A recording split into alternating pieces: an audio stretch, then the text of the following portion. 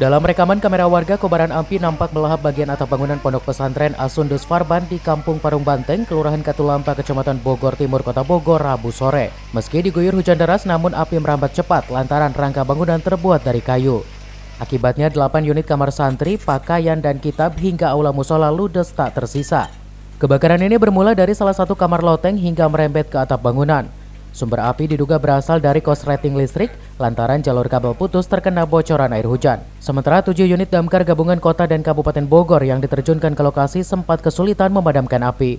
Selain berada di tengah pemukiman padat, akses menuju lokasi juga melewati gang sempit. Ini tempat jadi awal. Tempat apa? Pulang kerja, saudara saya di sini.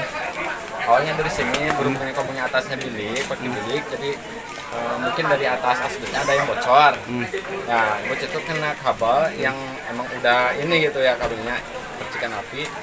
Langsung kobong kamar santri ya, 4, 5, 6, 7, 8 semua berduduk yang di sana. Terus pakaian, sarung, semuanya kitab-kitab sana semuanya. Termasuk Al-Quran, kitab kuning semuanya ini habis kebakar. Ini karena terjadinya kebakaran sumbernya dari karena arus listrik. Arus listrik akhirnya menyebabkan api membesar. Gitu. Itu yang terbakar apa? Yang kebakar itu pesantrenan.